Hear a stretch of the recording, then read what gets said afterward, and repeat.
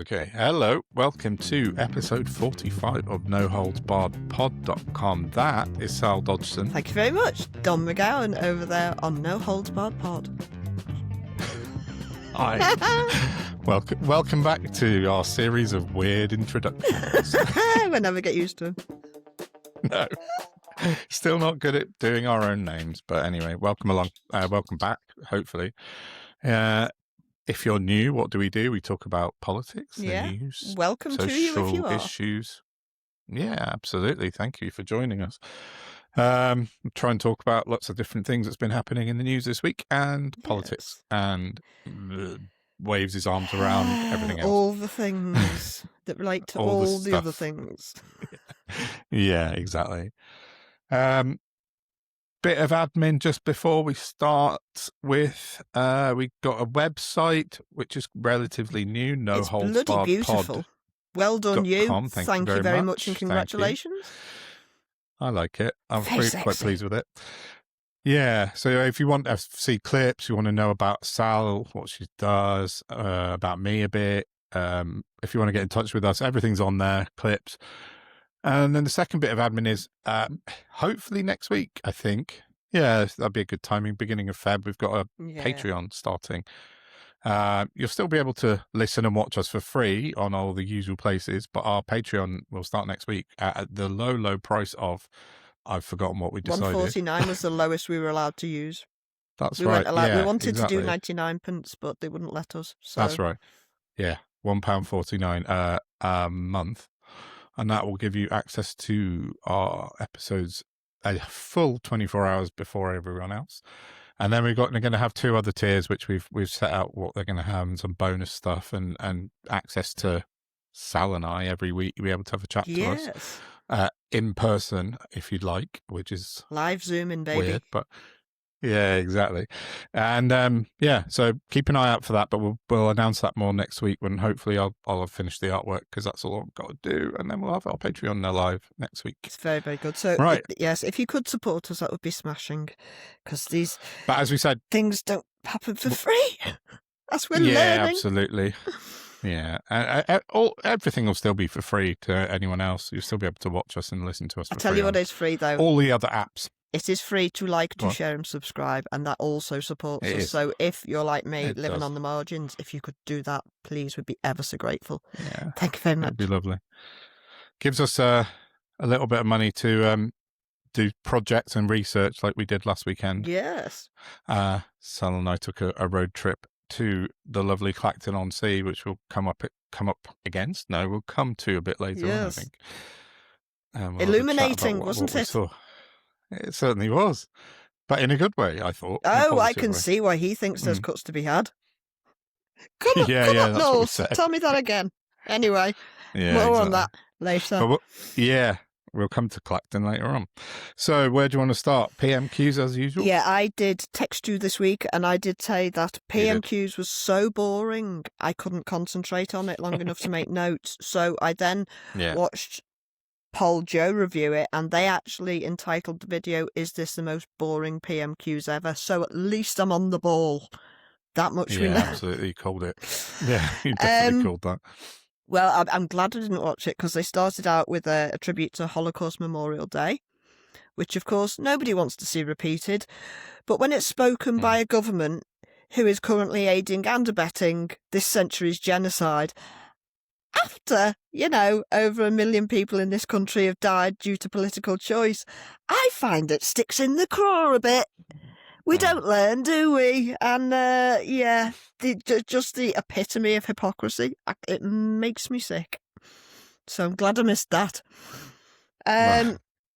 Now, the people in the pub industry are still not happy about the business rates fiasco, even though the government have climbed down and reduced it, I believe, by a further 15%? 15, yeah. 15%. Right. So I just wanted to highlight the disparity, really.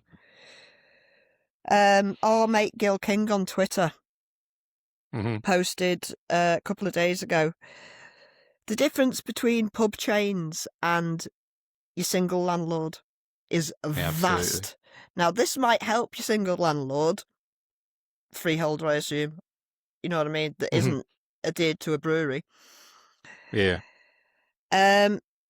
Gills posted, Mitchell and Butlers have 1,700 pubs and reported year-end 2025 revenues of 2.7 billion, with a 20% year-on-year increase in pre-tax profits to 238 million. Because there's no means testing, Reeves Corporate Welfare for Pubs will gift them £15 million in 26-27. And that, folks, is the power of corporate lobbying. Yeah, absolutely. So it stinks. It's like it everything. all stinks. They could very, very easily have put limits on that, and they didn't.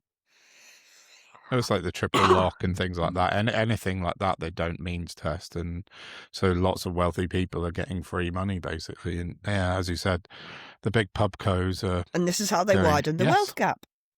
Exponentially and existentially. Yeah, true. Daisy Cooper asked about pro-democracy campaigners being clamped down on here and abroad, highlighting Starmer's visit to Beijing, and she said that the Chinese regime is still a huge problem. David Lammy replied that we can't just ignore them. We're cooperating where we can and challenging where we disagree. Now, I'm not even convinced that they're in meetings in Beijing with a Cantonese speaker, because, you know, they do tend to come out to be that useless, don't they? So, I mean, right, whatevs. But they've announced today there's some visa-free travel's been allowed for British people to China now. I thought they were thinking about it.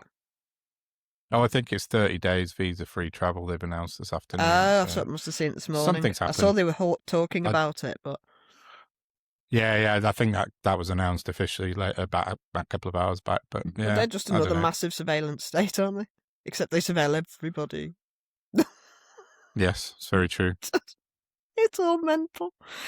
And highlight of PMQs was 30p being made to look like a knobhead because he stood up and asked a question.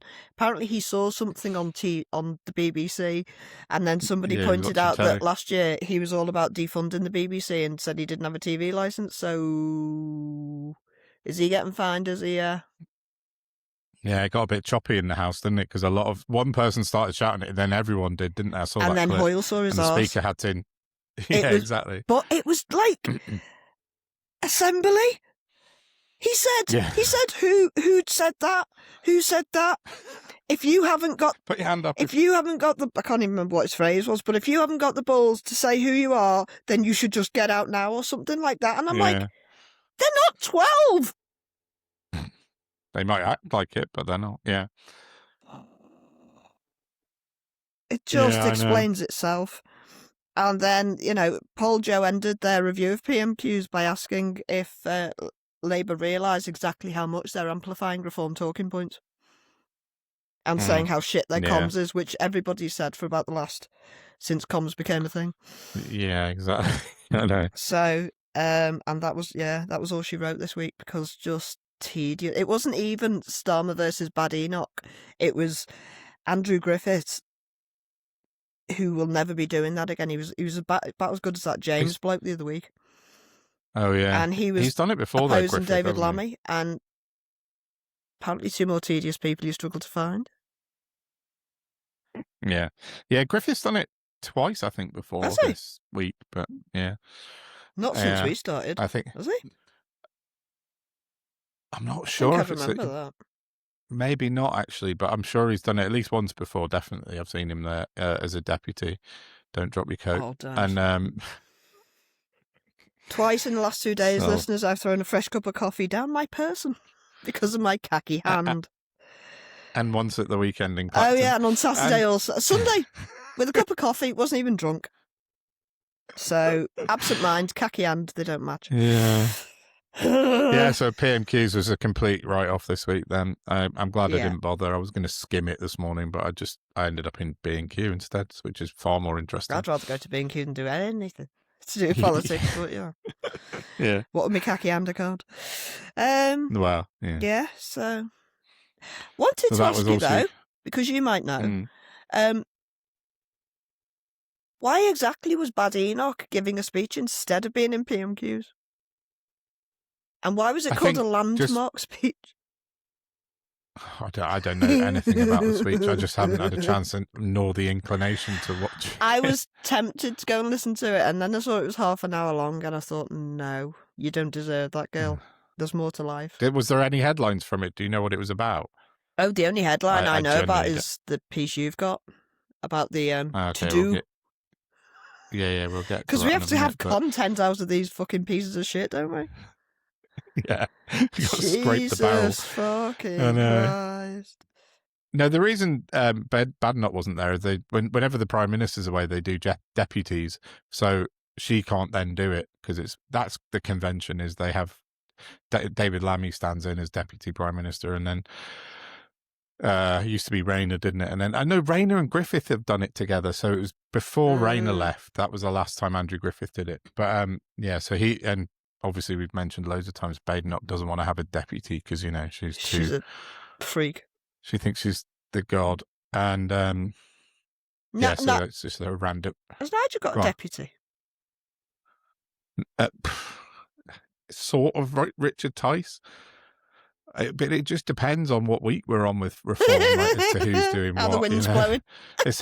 Yeah, exactly. Who really knows? I mean, but he's like Badenoch. He's too full of his own self-importance, isn't he? So none of them really matter in the reform scheme of things. It's only him. So, yeah. So, shall we segue into reform roundup? Sorry, go on. Oh, yeah, sorry, I might be being premature with what I was about to say. It's all right. Okay. If you don't bring it up, I'll ask you, yeah. Okay. Yeah, should we go into our little reform roundup of the week? Oh, let's. Yeah, let's.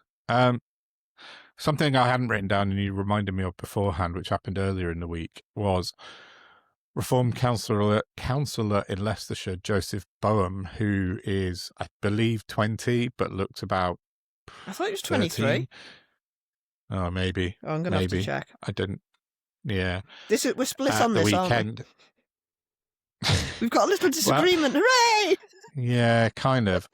Not really, but yeah, sort of. No, it's at the weekend after the horrible shooting of Alex Pretty by the ICE agents in Minnesota, which again we'll talk about in a bit. He put up a big poster, as it were, on Twitter saying, "I stand with ICE," and with the federal government seal on it. He just downloaded it after from their website, second execution. After the second that we know about, street execution.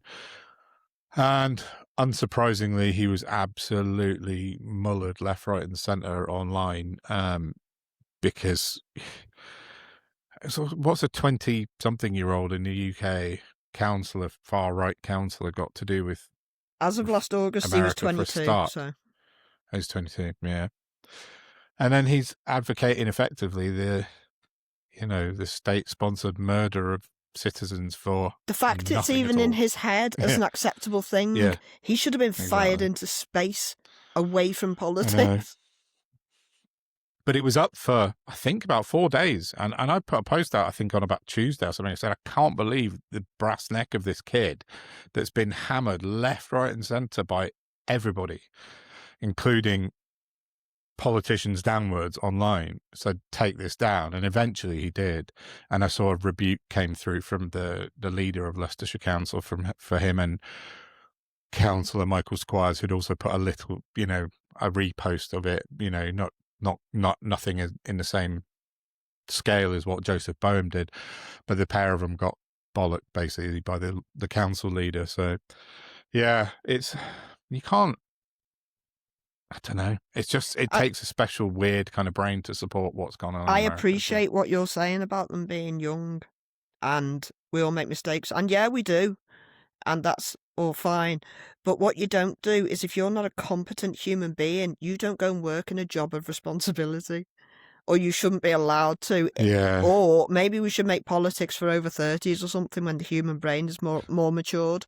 But it doesn't stop till you're like 30, 35. And yet we expect like 15 years of adulthood from people whose brains are still developing. Because, Well, because he was the leader of reform in Leicestershire when he was elected last year. Didn't last very long. He got hoofed quite quickly. Can you imagine if he was still there and he posted that? He's not going to rebuke himself, is he? Oh. No, true.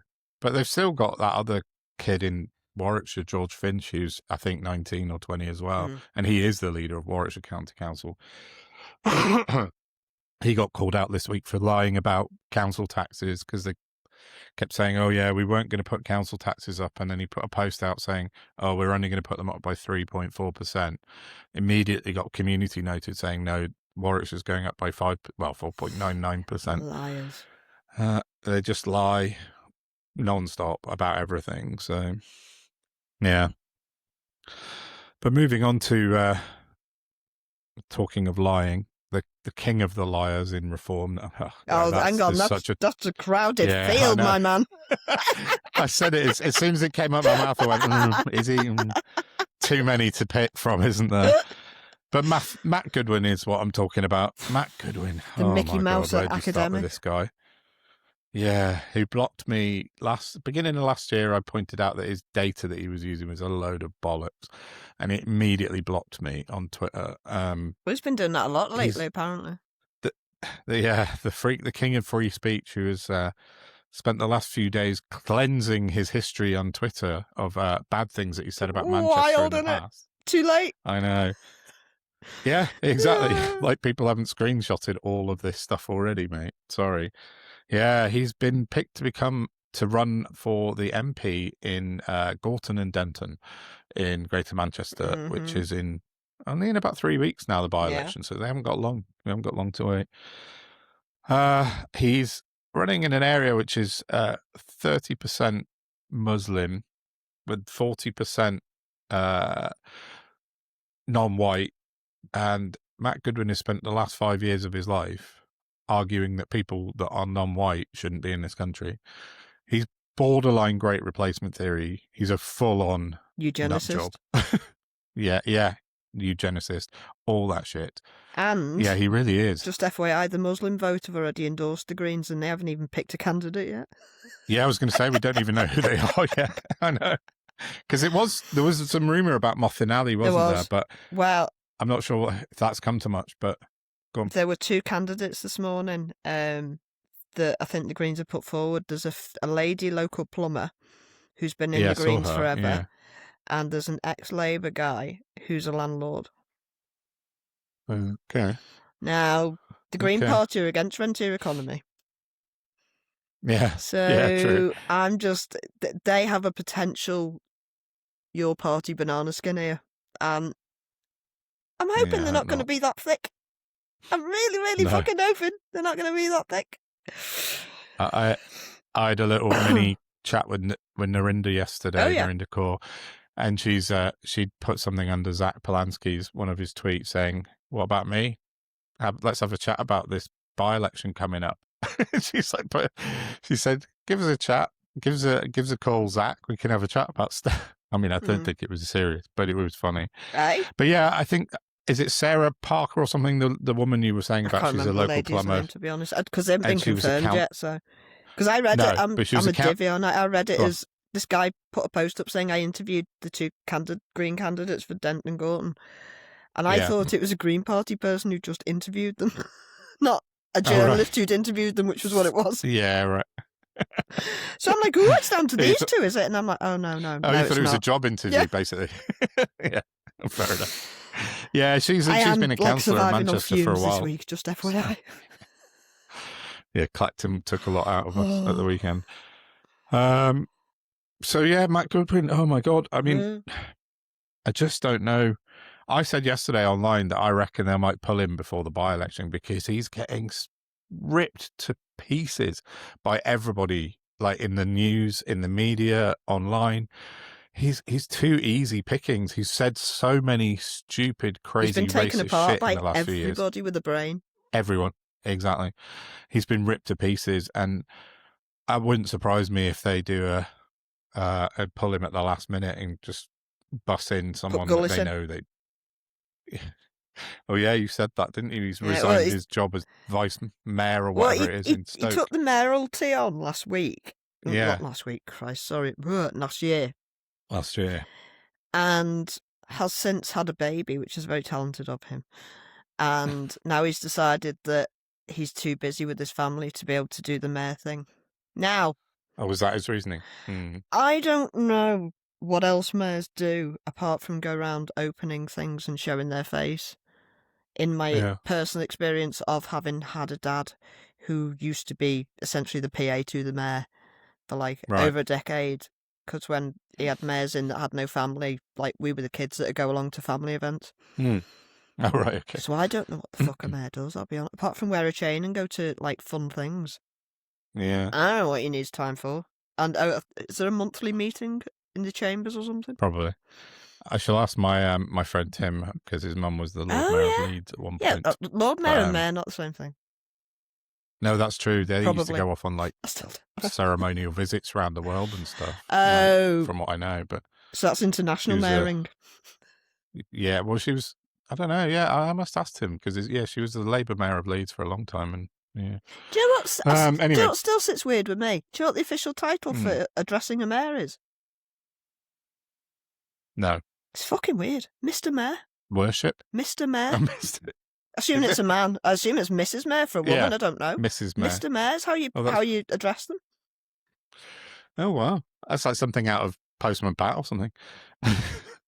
Mr. Mayor. Unless it was just a joke with my dad when I was little.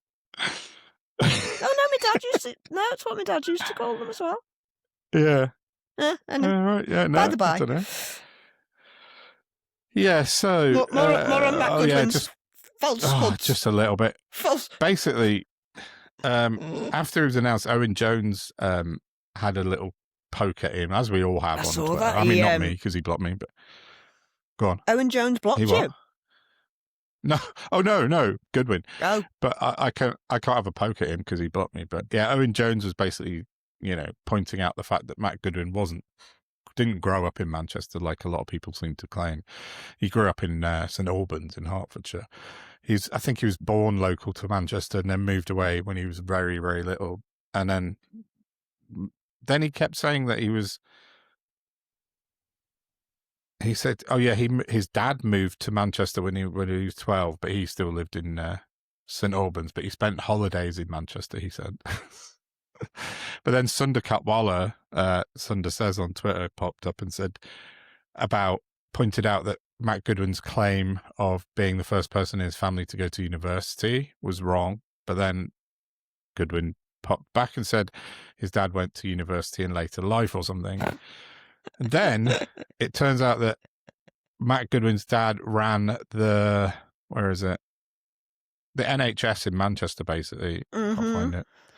Can't remember the exact name of it. He was responsible for, was it £900 million worth of cuts? I thought it was 700, but Matt Goodwin's father. Yeah, it was like a 50% reduction in cuts. Yeah, he basically took. Of course he did. Manchester of course he did. into austerity, basically. His dad was responsible for that. So yeah, his mum was probably Maggie Thatcher. He's probably told people it was. But the problem with Matt Goodwin is he lies and he makes stuff up to suit his own agenda, and then when he gets called out, he just blocks you and he just ignores you. And as we saw on Question Time a couple of months back, when Zach Polanski basically everyone bodies him. Anyone with a brain can body him. That's why he's just such an incredulous character. He just thinks he's very, very intelligent, and he's not as intelligent as he thinks he is. It's a disability that, you know. I mean, and there's just so many videos online of him talking about how the country needs migrant workers, going back further, how Muslim vote was really important. And you know, he's just changed overnight for cash to go on the far right. He's an absolute con artist. He was always a cunt for cash industry, wasn't he? Well, yeah, totally. Now he's just joining the political cunts for cash industry, or trying to. And then the funniest thing that's happened, well, two things have happened in the same way now. So Labour put out a post a few days ago, which was a video of Goodwin on a speech, doing a speech somewhere, and he said he had the mispleasure of being in Manchester last week or something like that. What he was talking about was the Tory party conference, but he didn't say that. He said, Manchester. I had the unfortunate pleasure of being in Manchester last week.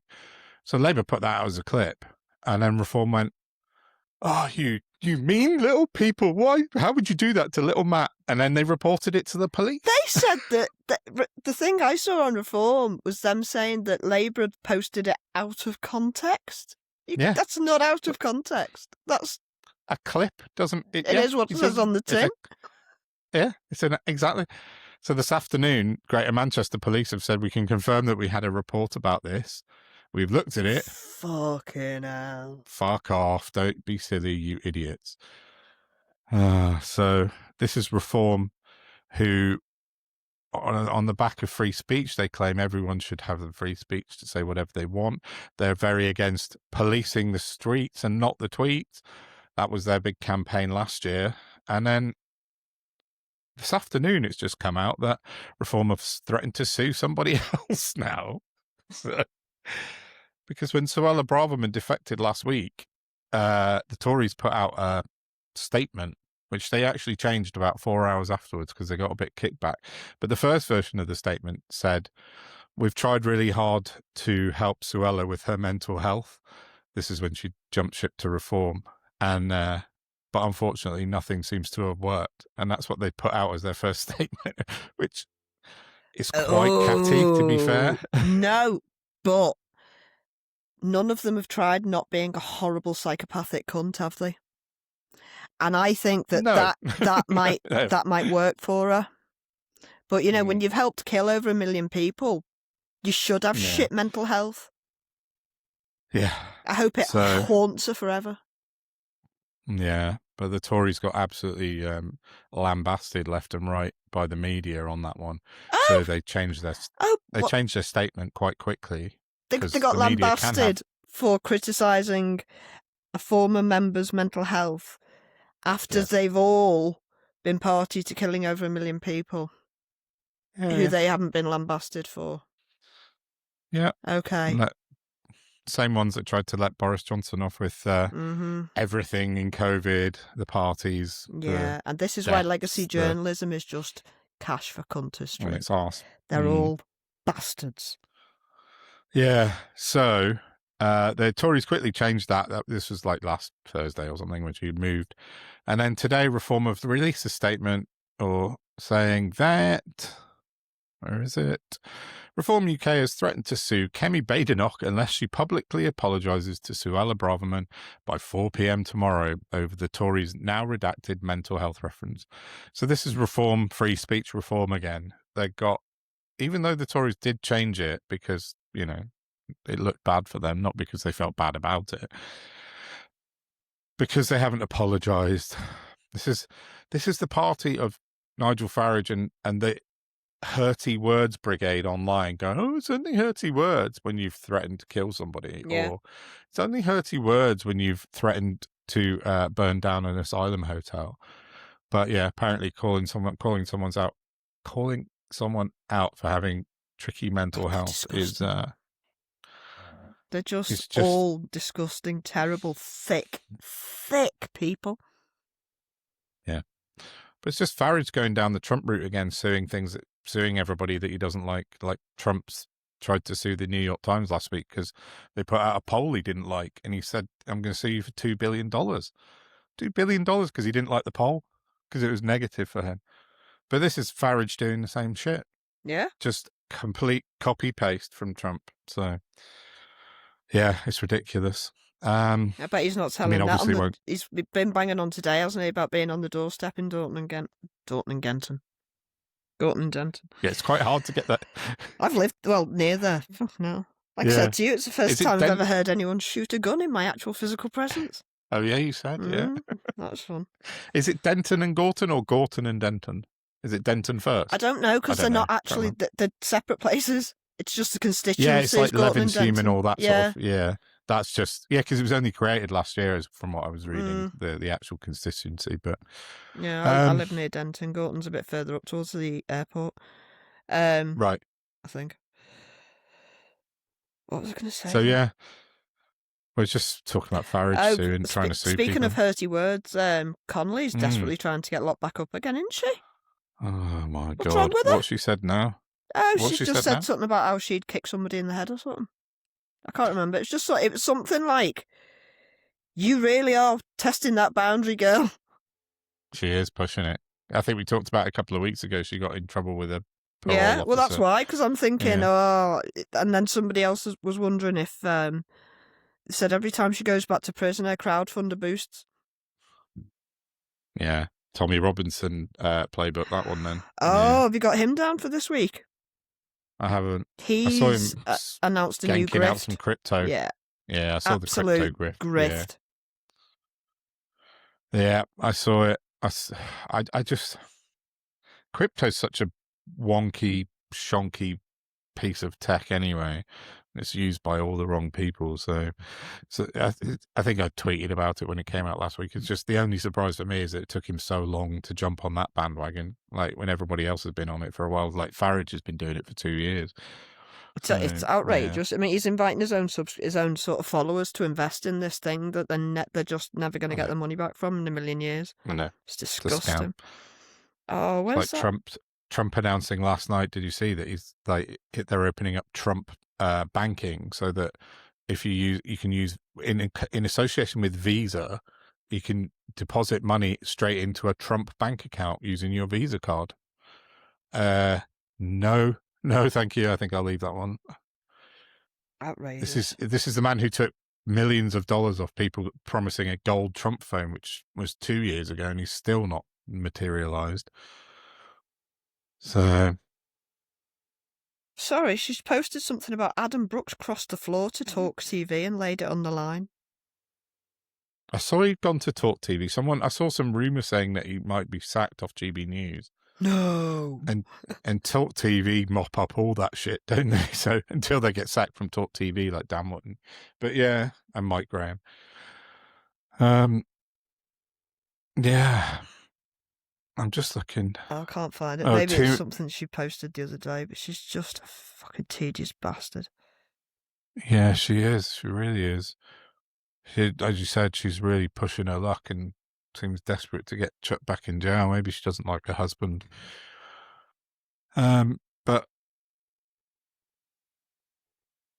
two other reform quick things. Oh, no, you're right.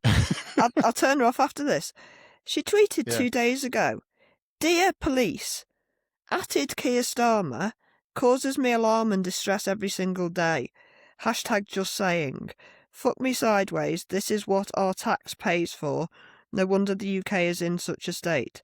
But remember, at Undersec PD, at Real Donald Trump, we have had free speech in the UK for a very, very, very long time." She's been on the line. I feel like I'm on the line giving her fucking airtime. Sorry. Let's get back to talking about things that matter. Reform. Yes. 2 more things. Yeah. Firstly, Farage was away from his job again, unsurprisingly, this week. This week he was in Dubai grifting money from Indian billionaires instead of doing his job. It's all about British people for Britain. Yeah. So he's sucking up to Indian billionaires in Dubai this week.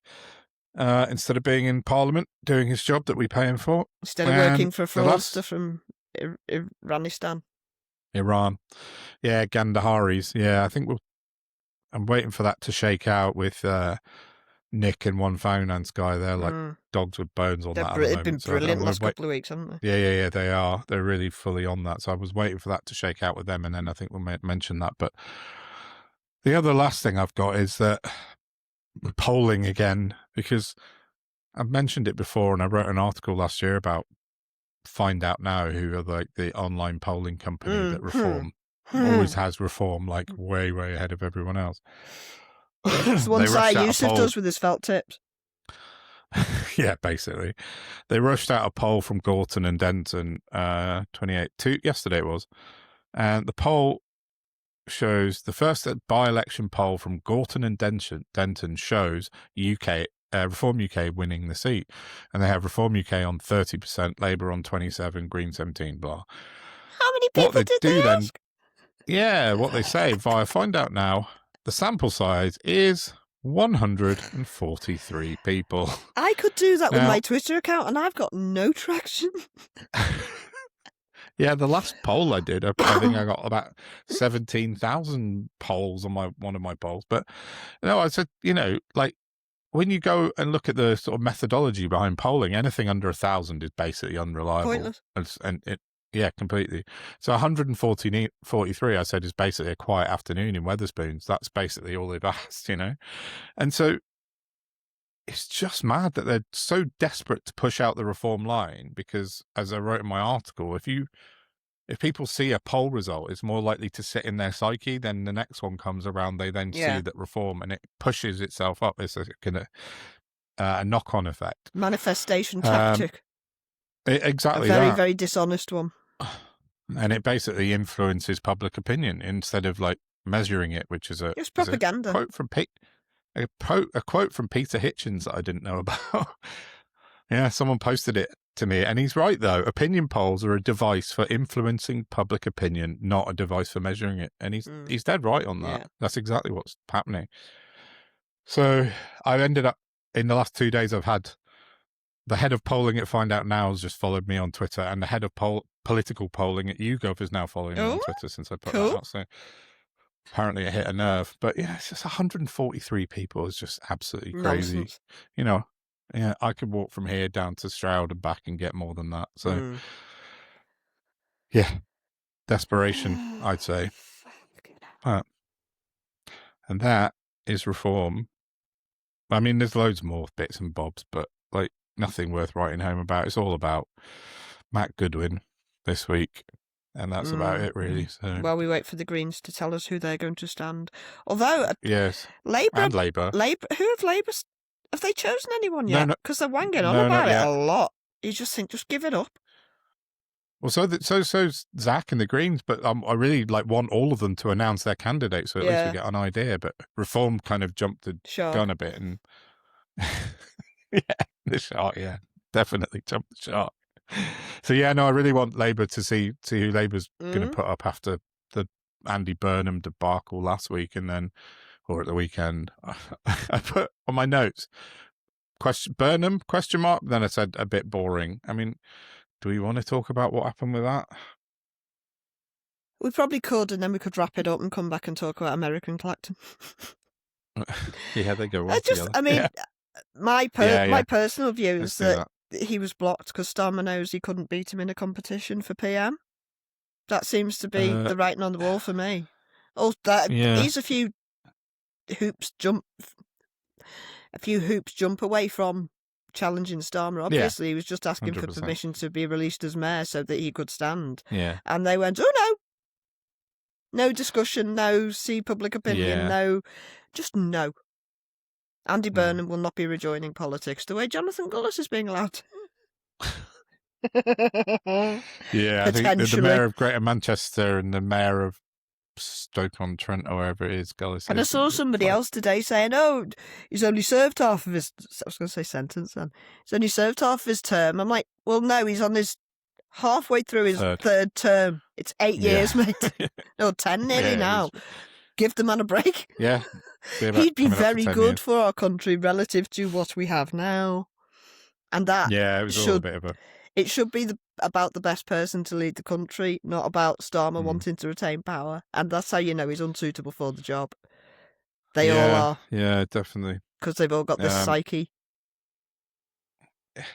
It was a bit of a psychodrama, wasn't it? And you're right, exactly right in what you're saying. It was all about Starmer keeping control of his cabinet and his power, because Burnham would be a challenge, I think.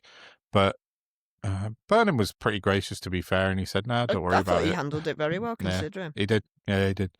Yeah, he was really good. And then I saw some people attacking Keir Starmer, and he even stood up for Starmer afterwards and stuff. So Andy Burnham's been solid throughout this whole kind of mess, and he'll go back and do his job, and maybe another seat will come up. And I don't think it's the last we've seen of Burnham. I think it'll come back to bite Starmer on the bum. Yeah, it might. Well, May. It might be any. He's going to get levelled in May.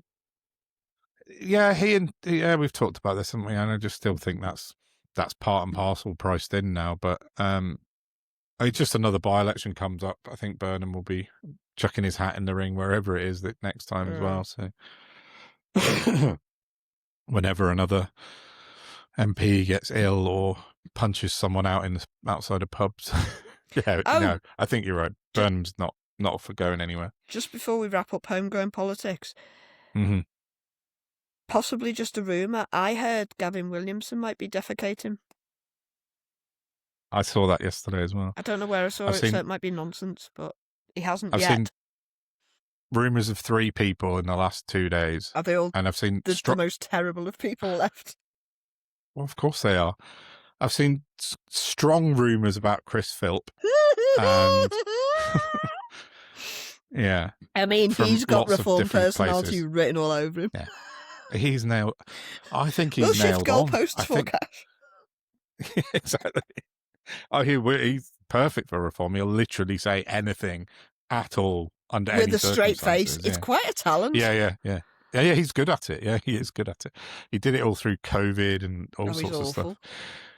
So I've heard strong rumours about Philp. Then, I saw Gavin Williamson's name pop up yesterday. I mean, that would be quite a get for them, ex-education secretary, but also Sir.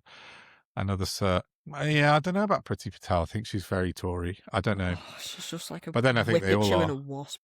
I saw her being interviewed the other day by someone. She's just awful. I mean, she always was. She's a horrible woman. Yeah. No, you forget how actually really like Cruella she actually is. Like she's really mean and mean-spirited and no sense of humour. Since the last couple of days I've noticed on Twitter, I've started feeling like I'm back in deep Tory territory with the political arguments and the abuse flying about. I feel like it's back in the old roughy tufty days of the Tories and getting them out. Yeah. And it's just over reform trying to get in. It's mad. Yeah. But it's all the same people though, isn't it? So half of the same people anyway. But then you've got the people who are still supporting Labour, who think genocide's okay and fucking over the table's absolutely fine as long as it doesn't affect them, and it's only bad if the Tories do it. So we are so factionally split in this country. It is nuts. Oh, yes, huge, yeah. But we're so factionally, I'm hoping that the majority is going to end up being the Green. Like, let's return humanity to the fucking table, please. Yeah. Just a bit. Just so we're not starving and, crippling people anymore. Yeah. Yeah, I've got a lot of followers online who are very staunchly Labour, and they're really going, instead of attacking reform, they're attacking the Greens at the moment. Yep. And you got to think, that's right. Don't do that. It's reform or the enemy. Sorry. Go on. Sorry to interrupt. There you go. Fine, I even had a mutual that I've had for a long time, an anonymous one, so I'm not that invested, come at me with, the Green Party, it's all hippy-dippy flower power bullshit.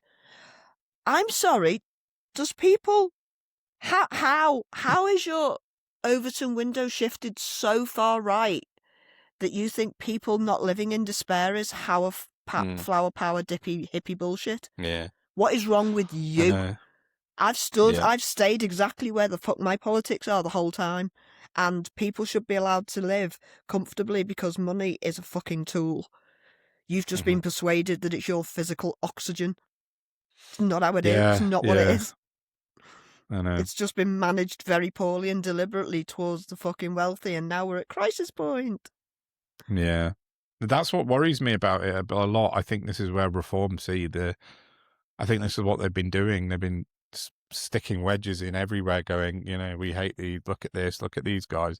And now the infighting between the left, the far left, the progressive left, whatever you want to call the different parties in the middle of Labour are really ramping up. And I think that's reform's only way into power is if they don't stop fighting with each other. Well, I've got a little bit more on that in the next pod when we talk about Clacton. Cool. Right, let's wrap it up then for episode 45, and we'll plough onwards. Please like, share, and come subscribe. Back in. Yes, please do that. Go to our website, and we're going to record another section in a minute more about America, really, and then, our trip to Clacton on Sea. last weekend. So come back, episode 46, and we'll see you then. Bye. Bye for now.